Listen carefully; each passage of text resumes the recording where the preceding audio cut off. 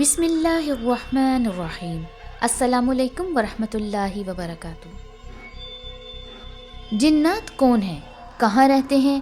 کیسے ہوتے ہیں؟ جب انسان کے جسم میں داخل ہوتے ہیں تو انسان عجیب و غریب حرکتیں کیوں کرتا ہے؟ کسی بھی نقصان یا بیماری کے پیچھے کیا جنات ہوتے ہیں؟ اگر ایسا ہے تو دبئی کی عدالت میں اس بات کو تسلیم کیوں نہیں کیا گیا؟ دبئی کی ایک عدالت میں کیس چلتا ہے کہ دبئی میں مالک مکان معاوضہ حاصل کرنے کے لیے پولیس کو بتاتے ہیں کہ ان کے مکانوں کو جنات نے آگ لگائی ہے۔ خلیج ٹائمز کی ایک رپورٹ میں کہا گیا ہے کہ لوگ انشورنس کی رقم یا نیا مکان حاصل کرنے کے لیے ایسا دعویٰ کرتے ہیں کہ ان کے مکانوں کو جنات نے آگ لگائی، جبکہ پولیس نے اس دعوے کو مسترد کر دیا اور کہا کہ تفتیش سے معلوم ہوتا ہے کہ یہ آگ خود لگائی گئی یا پھر کسی غفلت کا نتیجہ تھی، جیسے شارٹ سرکٹ وغیرہ۔ دبئی پولیس کے فائر ایکسپرٹ احمد محمد کا کہنا ہے کہ ہم سائنسی بنیادوں پر آگ لگنے کے واقعے کی تحقیقات کرتے ہیں۔ کئی واقعات میں لوگ جھوٹ بولتے ہیں اور کہتے ہیں کہ یہ جنات نے آگ لگائی، حالانکہ ایسا ہوتا نہیں ہے، کیونکہ تفتیش کے بعد آخر کار مجرم انسان ہی نکلتا ہے یا پھر کوئی غفلت ہوتی ہے جس کی وجہ سے یہ نقصان ہوتے ہیں۔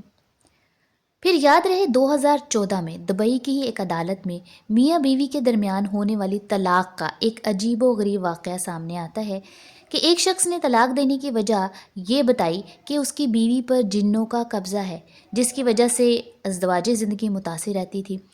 اس مقدمے میں عدالت نے اس عورت کو معاوضہ دلوایا تھا، لیکن اپیل کورٹ نے یہ معاوضہ منسوخ کرتے ہوئے کہا کہ اس عورت کو جنات کے معاملے میں دیانتداری سے کام لینا چاہیے تھا، یعنی کہ اس عورت پر کوئی جن نہیں تھا، بس دھوکہ دیا گیا تھا۔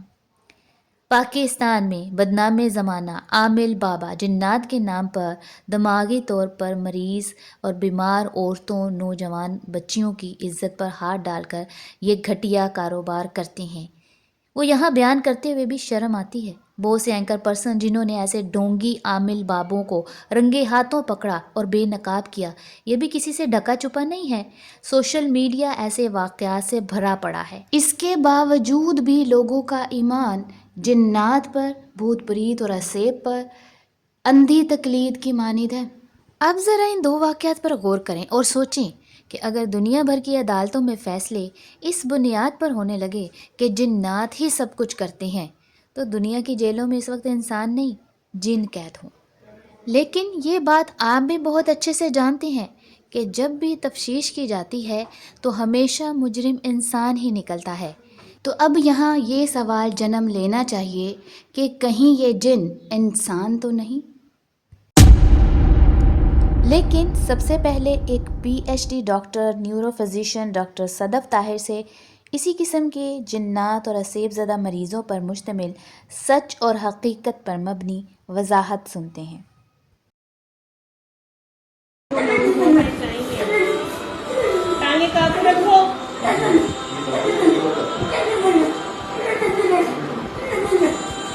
اس مریض میں نہ کوئی جن ہے، نہ کوئی سایہ، نہ کسی جادو ٹونے اور عصیب کا اثر۔ السلام علیکم ورحمۃ اللہ وبرکاتہ۔ میرا نام ڈاکٹر صدف طاہر ہے۔ میں as a consultant neuro physician DHQ Vehari میں کام کرتی ہوں۔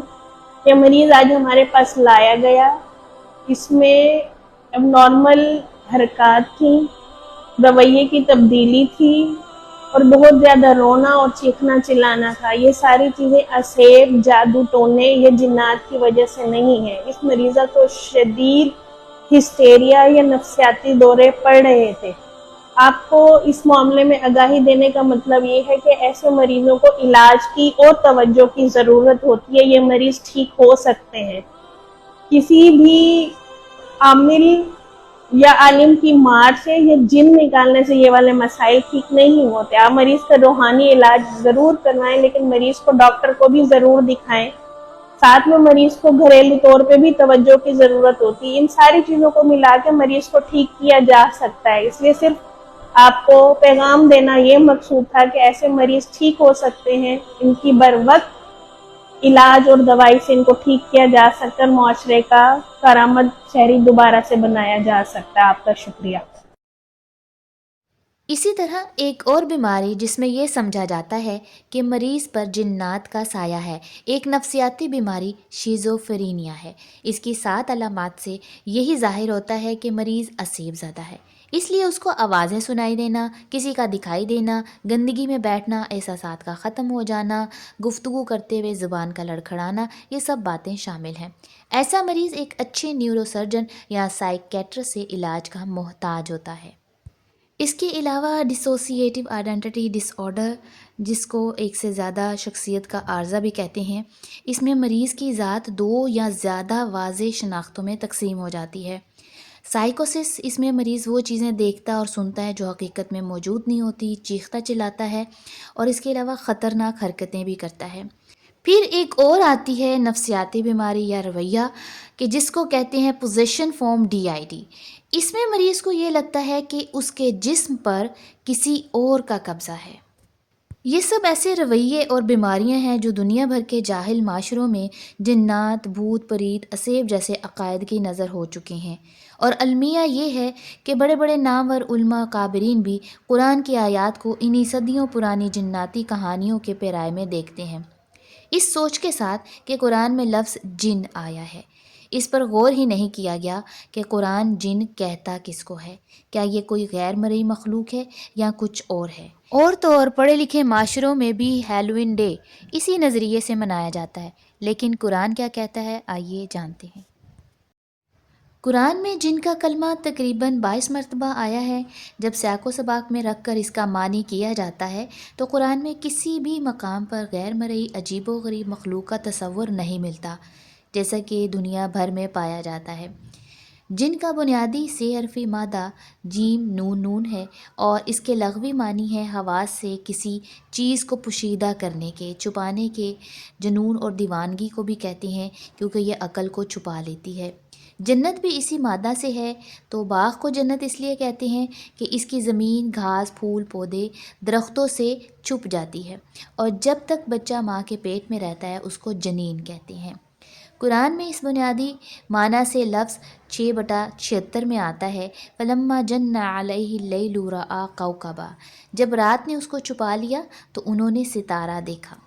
جن کے لغوی معنی میں اجنبی لوگ بھی آتے ہیں، جن لوگوں کی پہچان آپ سے پوشیدہ ہوتی ہے، آپ سے خفیہ ہوتی ہے، آپ ان کو جانتے نہیں ہیں لیکن وہ آپ کی محفل میں آ کر بیٹھ جاتے ہیں، جیسے دیہاتیوں کے لیے شہری اور شہریوں کے لیے دیہاتی اجنبی ہوتے ہیں۔ تو قرآن میں سیاق و سباق کے حوالے سے اجنبی لوگوں کو بھی جن کہا گیا ہے۔ اب سب سے پہلے ہم قرآن کی ایسی آیات پر نظر ڈالتے ہیں جہاں سے صدیوں پرانا جنات کا جو عقیدہ ہے وہ اپنے آپ فنا ہو جاتا ہے، اور ایک عام فہم انسان بھی یہ سمجھ سکتا ہے کہ ان آیات میں جن کون ہیں۔ جیسے کہ نمبر 1، جن میں سے رسول۔ اللہ کا فرمان ہے، یا معشر الجن والانس الم یأتکم رسول منکم، اے جنوں اور انس کے معاشرے، کیا تمہارے پاس تم میں سے رسول نہیں آئے تھے جو تمہارے سامنے میری آیات تلاوت کرتے تھے اور تمہیں تمہارے اس دن کی پیشی سے ڈراتے تھے؟ اس دن وہ کہیں گے ہم اپنے خلاف گواہی دیتے ہیں، کیونکہ ان کو دنیاوی زندگی نے دھوکہ دیا تھا، اور اس دن وہ اپنے خلاف گواہی دیں گے کہ یقیناً وہ کافر ہی تھے۔ اب غور کیجئے، اس میں سب سے پہلا نقطہ تو یہ ہے کہ اللہ کا جن و انس کو مخاطب کرنا دونوں کو ایک ساتھ یہ ثابت کرتا ہے کہ جن بھی انسانوں میں سے ہی ہیں، ورنہ ایسی مخلوق کو اللہ کیوں مخاطب کریں گے جو قرآن سن کر ہی بھاگ جاتے ہوں۔ دوسرا نقطہ اس میں یہ ہے کہ یا معاشر واحد ہے، اس کا مطلب ایک ہی معاشرے کی بات ہو رہی ہے، جن و انس ایک ہی معاشرہ ہے۔ اگر یہ 2 الگ الگ معاشرے ہوتے تو پھر تثنیہ کا صیغہ آتا۔ اور تیسرا اس میں سب سے اہم نقطہ یہ ہے کہ اللہ تعالیٰ فرماتے ہیں کہ رسول تمہارے سامنے میری آیات تلاوت کرتے تھے، یعنی دونوں کے لیے، جن و انس دونوں کے لیے کوڈ آف لائف سیم ہے۔ جن بھی ویسے ہی زندگی گزاریں گے جیسے کہ ہم عام انسان گزارتے ہیں۔ اور تو اور قرآن میں تو ایسے رسولوں کا ذکر تک نہیں جو جنوں میں سے تھے۔ جتنے بھی نام اور قصص انبیاء کے موجود ہیں قرآن میں، وہ تو سب انسانوں میں سے ہیں۔ تو تھوڑا سا ان آیات پر غور کریں تو آپ کو خود بخود معلوم ہوگا کہ جن کسی غیر مرئی عجیب و غریب مخلوق کا نام نہیں ہے۔ نمبر 2، جنات نامی مخلوق کا غور سے قرآن سننا۔ یہ نقطہ بھی عام فہم انسان کے لیے لفظ جن کو سمجھنے میں بہت مددگار ثابت ہوتا ہے۔ جیسے کہ آپ سب جانتے ہیں کہ ہمارے معاشرے میں جنات نامی مخلوق کو قرآن یا آیت الکرسی پڑھ پڑھ کر پھونک پھونک کر بگانے پر زور ہوتا ہے، لیکن قرآن میں 2 ایسے مقامات ہیں جہاں باقاعدہ ان کو نبی سلام علیہ کی قرآنی محفل میں قرآن کو غور سے سنتے ہوئے اللہ نے ایسے بیان کیا ہے کہ جیسے وہ غیر مرئی جناتی مخلوق نہیں بلکہ انسان ہی ہیں۔ جی، تو اس میں سب سے پہلا مقام سورۃ زخرف کی 29 اور 30 نمبر آیت ہے، اس پر غور کیجئے۔ اللہ کا فرمان ہے وَإِذْ صَرَفْنَا إِلَيْكَ نَفَرًا مِّنَ الْجِنِّ يَسْتَمِعُونَ الْقُرْآنَ فَلَمَّا حَضَرُوهُ قَالُوا أَنصِتُوا فَلَمَّا قُضِيَ وَلَّوْا إِلَىٰ قَوْمِهِم مُّنذِرِينَ۔ اور جب ہم آپ کی طرف اجنبی لوگوں کا گروہ پھیر کر لاتے ہیں تو یہاں جن سے مراد اجنبی لوگ جن کی پہچان سے شناخت سے آپ ناواقف ہوتے ہیں، آپ سے وہ پوشیدہ ہوتی ہے یا چھپی ہوئی ہوتی ہے، تو ایسے لوگوں کو بھی جن کہا جاتا ہے جو نبی علیہ السلام کی محفل میں آ کر بیٹھ جاتے تھے، لیکن نبی علیہ السلام ان کی شناخت سے واقف نہیں ہوتے تھے۔ تو وہ کیا کریں، وہ بڑے غور سے قرآن سن رہے تھے۔ جب وہ اس کے پاس حاضر ہوئے تو کہنے لگے خاموش ہو جاؤ۔ پھر جب درس قرآن ختم ہوا تو وہ اپنی قوم کی طرف منذرین بن کر لوٹے۔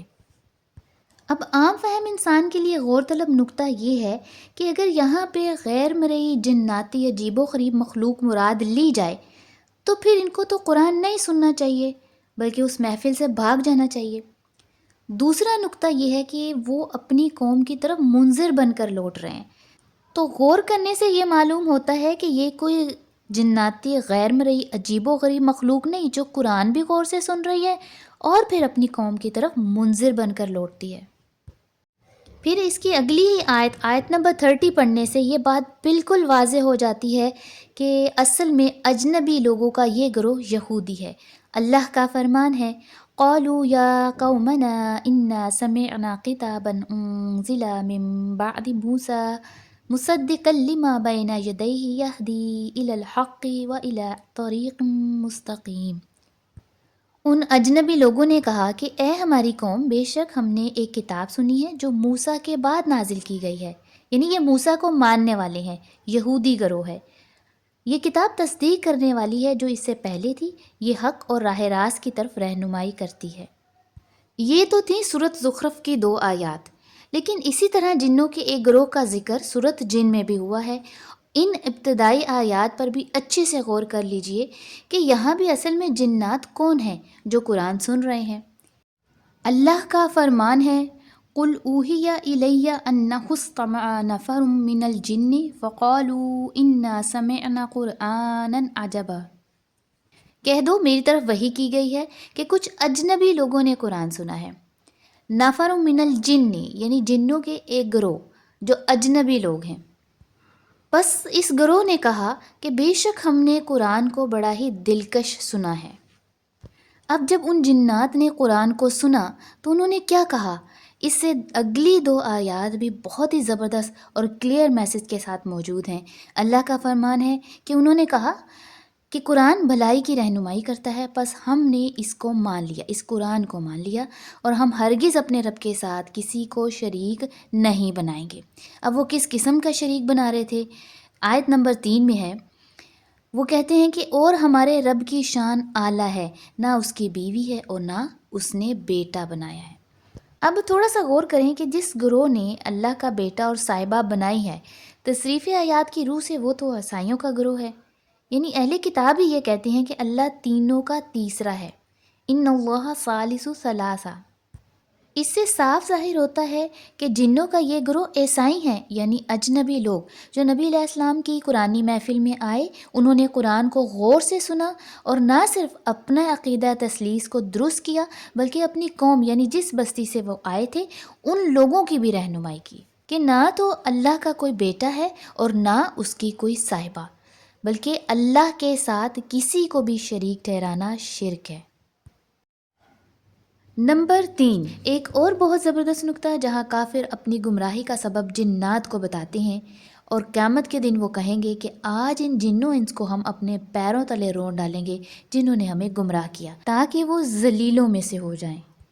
تو سیدھی راہ سے گمراہ کرنے والے کون ہیں؟ سورۃ احزاب 67 نمبر آیت میں اللہ کا فرمان ہے وَقَالُوا رَبَّنَا إِنَّا أَطَعْنَا سَادَتَنَا وَكُبَرَاءَنَا فَأَضَلُّونَا السَّبِيلَ، اور وہ کہیں گے اے ہمارے رب، یقیناً ہم نے اپنے بڑوں سیدوں کی اطاعت کی تھی، بس انہوں نے ہم کو قرآن سے گمراہ کر دیا، یعنی قرآن سے ہٹا دیا۔ تو پورے قرآن پر نظر ڈالیں تو معلوم ہوتا ہے کہ جو لوگ گمراہی کا سبب بن رہے ہیں وہ جن تو ہیں، لیکن روایتی جن نہیں ہیں، بلکہ وہ انسان ہی ہیں جو عقیدت مند بزرگوں مقدس ہستیوں کی شکل میں گمراہی کا سبب بن چکے ہیں۔ اور اسی کے ساتھ ایک اور زبردست بات میں آپ کو بتاؤں کہ قرآن میں اسی جن نما انسانی مخلوق کو دوسری جگہ متکبر کہا گیا ہے۔ تو غور کیجئے، اللہ کا فرمان ہے سورۃ سبا آیت نمبر 32، قال الذین استکبروا للذین استضعفوا انحن صددناکم عن الہدی بعد اذ جاءکم بل کنتم مجرمین۔ متکبر لوگ کمزوروں سے کہیں گے کہ کیا ہم نے تمہیں ہدایت سے روکا تھا اس کے بعد کہ وہ تمہارے پاس آ گئی تھی، یعنی قرآن، بلکہ تم خود ہی ہدایت سے محروم رہنا چاہتے تھے، مجرم تھے۔ پھر ان متکبروں کو کمزور لوگ کیا جواب دیتے ہیں؟ غور کیجئے کہ کمزور لوگ متکبروں سے کہیں گے نہیں، بلکہ تمہاری لیل و نہار کی چالیں جب تم ہمیں مشورے دیتے تھے کہ ہم اللہ کا انکار کریں اور اس کا برابری کرنے والا مقرر کریں، وہ ندامت کو چھپائیں گے جب عذاب کو دیکھیں گے، اور ہم کافروں کی گردنوں میں توق ڈالیں گے، انہیں صرف اسی کام کی سزا دی جائے گی جو وہ کرتے تھے۔ آیت 34 جو ہمارے لیے اس بات کو مزید واضح کر دیتی ہے کہ اصل میں یہ تکبر کرنے والے یہ جنات ہیں کون۔ اللہ کا فرمان ہے اور ہم نے کسی بستی میں بھی ڈرانے والا نہیں بھیجا مگر اس کے اترانے والوں نے، متکبر سرداروں نے، سرکش لیڈروں نے کیا کہا کہ بے شک ہم اس پیغام کا جس کے ساتھ تجھے بھیجا گیا ہے انکار کرنے والے ہیں۔ تو عاد، سمود، فرعون، قارون، حامان، جتنے بھی سرکش لیڈروں اور سرداروں کا ذکر قرآن میں ہوا ہے، اللہ نے انہی کے بارے میں یہ فرمایا کہ فَاسْتَكْبَرُوا فِي الْأَرْضِ بِغَيْرِ الْحَقِّ، کہ انہوں نے ناحق زمین میں تکبر کیا، اور یہی لوگ جنات ہیں۔ جیسے کہ اللہ کا بھی فرمان ہے کہ جن و انس سے ہم جہنم کو بھر دیں گے، یعنی جن یہ سرکش لیڈر سردار، اور انس ایسی عوام جو ان سرکش لیڈروں کے ساتھ مفاہمت کرتی ہے، جھوٹ کا ساتھ دیتی ہے، اپنے چند گھٹیا مفادات اور لالچ میں اپنا ضمیر بیچ دیتی ہے، بدترین غلام بن جاتی ہے۔ جن کو متکبر کیوں کہا گیا ہے اس کی مزید وضاحت ابھی باقی ہے، لیکن ابھی یہ جان لیجئے کہ آج دنیا میں جتنے بھی حکمران مسلط ہیں وہ اصل میں جنات ہیں، اور عوام جو ان ظالم سرکش حکمرانوں کے پیچھے چلتے چلتے ان کو اقتدار کی کرسی پر بٹھاتی ہے وہ انس ہیں، جیسے فرعون جن تھا اور اس کی آل انس۔ اس کا زبردست نقشہ اللہ نے سورۃ ابراہیم میں یوں کھینچا ہے کہ سب کے سب اللہ کے حضور پیش ہوں گے تو کمزور متکبروں سے کہیں گے، یعنی عوام اپنے سرکش لیڈروں اور سرداروں سے یہ کہے گی کہ ہم تو تمہاری اتباع کرتے تھے، ہم تو تمہارے پیچھے پیچھے چلتے تھے، ہم تو تمہاری بات مانتے تھے، کیا تم ہمیں عذاب سے ذرا سا بچانے والے ہو؟ تو سرکش لیڈر یہ کہیں گے اگر اللہ سے ہم نے ہدایت پائی ہوتی تو ہم تمہاری رہنمائی کرتے، اب ہمارے اوپر یکساں عذاب ہے، کیا ہم چیخیں یا ہم صبر کریں، اب ہماری رہائی نہیں۔ کیا کمال انداز میں اللہ نے سمجھایا ہے، یعنی تصریفی آیت کے اصول سے پڑھتے جائیں، جن و انس کو سمجھنے میں کوئی ابہام باقی نہیں رہے گا۔ اب جو نقشہ سورۃ ابراہیم میں اللہ نے کھینچا ہے اسی کو مد نظر رکھتے ہوئے آپ سورۃ انعام کی آیت 128 اور 129 نکالیں اور خود پڑھیے، آپ کو کیا سمجھ آتا ہے؟ بہت آسان ہے، اللہ کا فرمان ہے اور جس دن اللہ سب کو جمع کرے گا، یعنی جن و انس سب کو، تو کہے گا اے سرکش کرو، تم نے ماتحت انسانوں سے بڑی کثرت سے کام لیا تھا، اور ان کے ماتحت وفادار انس کہیں گے اے ہمارے رب، ہم نے ایک دوسرے سے فائدے اٹھائے ہیں اور آج ہم اپنی آخری مقررہ میعاد پر پہنچ گئے ہیں جو آپ نے ہمارے لیے مقرر کی تھی۔ غور کیجئے کہ جن و انس کیسے ایک دوسرے سے کام لے رہے ہیں، کرپشن کرنی ہو، لوٹ مار سے عوام کا پیسہ کھانا ہو، اہم ڈاکیومنٹس نکلوانے ہو، رشوت دینی ہو، کسی مجرم کی بیل کروانی ہو، کسی ظالم کو رہا کروانا ہو، تو یہاں جن و انس ایک دوسرے کے کام آتے ہیں۔ ہر غلط کام میں یہ جن و انس آپ کو ملوث دکھائی دیں گے۔ پھر حکم ہوگا کہ آج تمہارا ٹھکانہ آگ ہے، اس میں ہمیشہ رہنا ہے۔ یقیناً جو اللہ نے قانون بنا دیا ہے، یقیناً آپ کا رب ہی حکیم ہے، علیم ہے۔ اب پچھلی تمام آیات پر غور کریں تو معلوم ہوتا ہے کہ جن و انس ایک ہی جماعت کے مختلف صفات رکھنے والے لوگ ہیں۔ ان کا حشر بھی اکٹھا ہوگا، یہ ایک دوسرے کے دوست بھی ہیں، آپس میں ایک دوسرے سے فائدے بھی حاصل کرتے ہیں، سزا بھی ایک ہی قسم کی بھگتیں گے، ایک ہی قسم کی تعلیم و رسالت کے مخاطب رہے ہیں اور رسولوں کی بعثت بھی ایک ہی رہی ہے۔ لہٰذا ان کو کوئی الگ مخلوق تصور نہ کیا جائے، بلکہ یہ انسانوں میں سے ہی ہیں۔ اب ہم آگے بڑھتے ہیں اس ویڈیو کے بہت ہی اہم حصے کی جانب۔ اگر آپ نے یہ حصہ نہیں دیکھا تو بہت کچھ ادھورا رہ جائے گا، اس لیے غور سے سنیے۔ ابھی ہم نے جن و انس کی ظاہری صورت پر بات کی ہے کہ جن سرکش، نافرمان، متکبر لوگوں کا گروہ ہے اور انس انہی کے ماتحت فرما بردار، مفاد اور لالچ میں جھکنے والے لوگوں کا گروہ ہے۔ لیکن قرآن میں جن و انس کی ایک باطنی صورت بھی ہے۔ وہ کیا ہے؟ قرآن میں ایک آیت ہے جو میں نے آپ کو ویڈیو کے آغاز میں دکھائی، اس کا عام ترجمہ یہ کیا جاتا ہے کہ ہم نے جن کو آگ سے پیدا کیا، اور اسی آیت سے پہلے ہے کہ انس کو مٹی سے پیدا کیا گیا ہے۔ اب سورۃ رحمان کی ان 2 آیات اور پچھلی تمام آیات کو ملا کر ہم جن و انس کا ایک خاکہ بناتے ہیں، تاکہ ہم معلوم کر سکیں کہ سورۃ رحمان میں جان کو آگ کے شعلے سے پیدا کرنے والی بات جو ہے وہ حقیقی معنوں میں ہے یا پھر مجازی۔ اب اس خاکہ پر غور کریں تو معلوم ہوتا ہے کہ جن کو آگ کے شعلے سے پیدا کیا اور انس کو کھنکھناتی مٹی سے۔ آگ میں اوپر اٹھنے کی صلاحیت ہے اور مٹی میں نیچے گرنے کی۔ آگ تکبر کی علامت ہے اور مٹی عاجزی کی۔ اسی لیے قرآن میں جگہ جگہ جن کو متکبر، سرکش، نافرمان دکھایا گیا ہے اور انس کو جھکنے والا، عاجزی کرنے والا، اتباع اور فرما برداری کرنے والا دکھایا گیا ہے۔ آپ دیکھیں کہ دونوں ایک دوسرے کے بالکل اپوزٹ ہیں، جیسے کسی شے میں منفی اور مثبت چارجز ہوتے ہیں۔ کائنات میں اس کی بہت زبردست مثال ملتی ہے کہ چھوٹے سے ذرے میں موجود ایٹم مثبت منفی چارجز کا مجموعہ ہوتا ہے جو اپنے نیوکلیس کے گرد گھومتے ہیں۔ اگر ان میں ذرا سی بھی خرابی پیدا ہو جائے تو کائنات کا نظام درہم بھرم ہو جائے۔ تو بالکل اسی طرح جن و انس 2 ایسی کوالٹیز ہیں جو انسان کے اندر مثبت منفی چارجز کا مجموعہ ہے، اور سورۃ رحمان میں ان 2 کوالٹیز کا ذکر یوں ہوا ہے: سَنَفْرُغُ لَكُمْ أَيُّهَ الثَّقَلَانِ، ہم تمہارا حساب لیں گے اے 2 بھاری کوالٹیز۔ ثقلان کا سی حرفی مادہ سا کاف لام ہے جس کے معنی بھاری ہونا کے ہیں، فارا کا حرف لام کے ساتھ قصد کرنے کے ہیں۔ ثقلان تثنیہ کا صیغہ ہے، اس سے جن و انس مراد ہیں، اور آیت کے سیاق و سباق میں بھی جن و انس کی بات ہو رہی ہے۔ ان متضاد بھاری کوالٹیز کا انسان مجموعہ ہے، ان دونوں کا مرکز ایک ہی ہے، یعنی اللہ کی ذات۔ دونوں کوالٹیز کا استعمال اللہ کے لیے ہی ہوگا۔ اگر ان دونوں کا مرکز طاغوت ہے یا شیطان ہے تو زمین امن کی بجائے فساد اور خرابی کا باعث بنے گی۔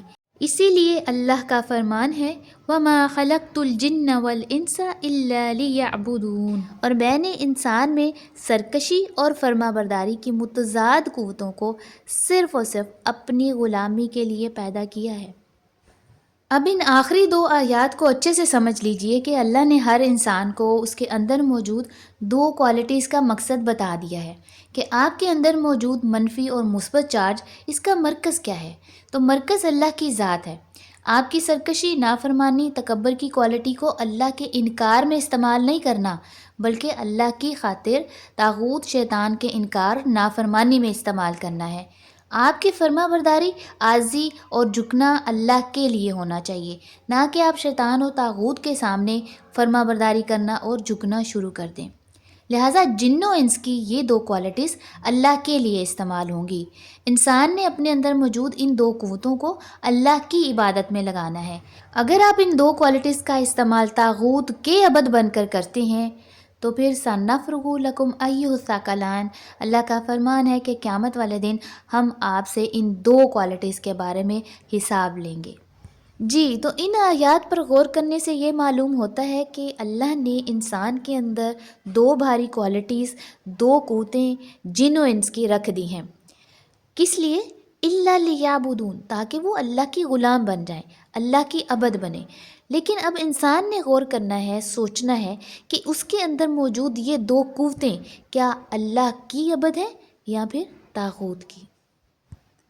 اب میں آپ کو ایک آخری نقطے کی طرف لے جاؤں گی اور اس کو بھی لے کر اکثر لوگوں میں کنفیوژن دیکھی گئی ہے، لیکن آج وہ کنفیوژن بھی ہم دور کر دیں گے انشاءاللہ۔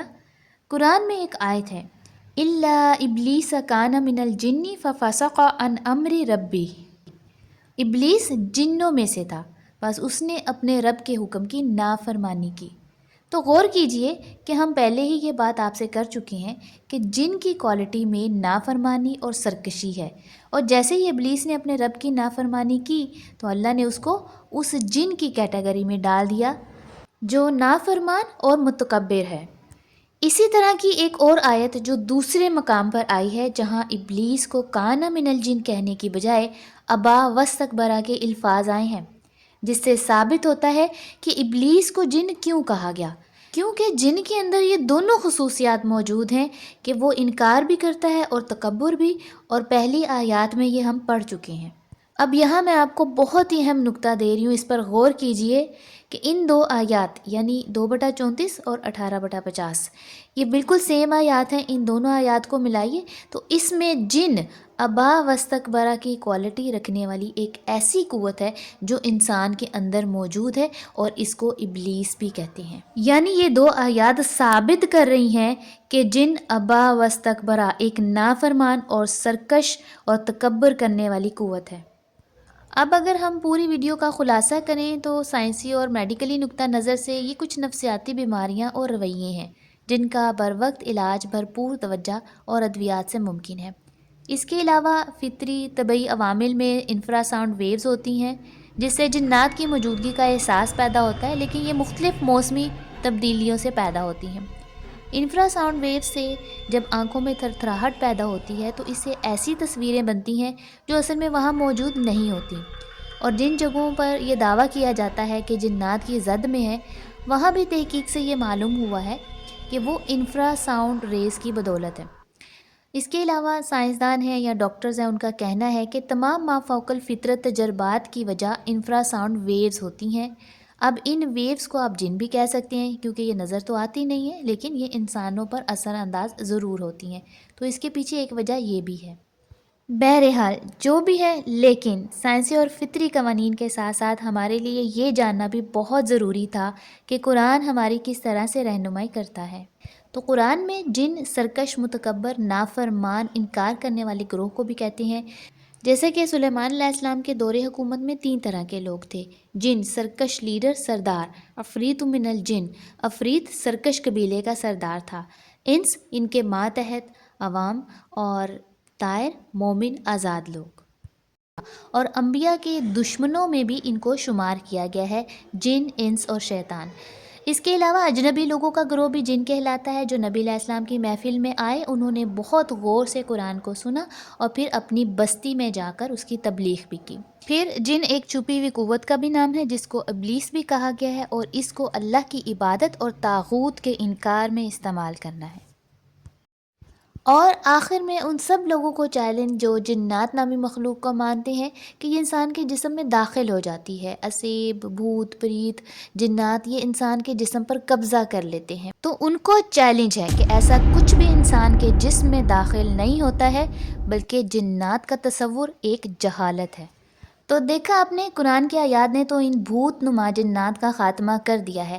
اب سوال یہ ہے کہ کیا آپ کے ذہنوں میں بھی اس کا خاتمہ ہوا ہے یا نہیں؟ ہم تو اپنا فہم قرآن کے مطابق آپ تک پہنچا چکے ہیں، اور میں اس فہم سے بہت مطمئن ہوں، کیونکہ جنوں، بھوت، پریت کا تعلق زمانہ جاہلیت سے تو ہو سکتا ہے لیکن قرآن سے نہیں۔ اب اگر آپ کے پاس اس کے علاوہ کوئی بہتر فہم ہے تو لیٹ می نو ان دا کمنٹ، ہم اس پر غور کریں گے اور اپنی اصلاح بھی۔ نئی ویڈیو کے ساتھ انشاءاللہ جلد حاضر ہوں گے۔ دعاؤں میں یاد رکھیے اور قرآن سے گھروں کو شاد اور آباد رکھیے۔ تب تک کے لیے دیجیے اجازت۔ اللہ حافظ۔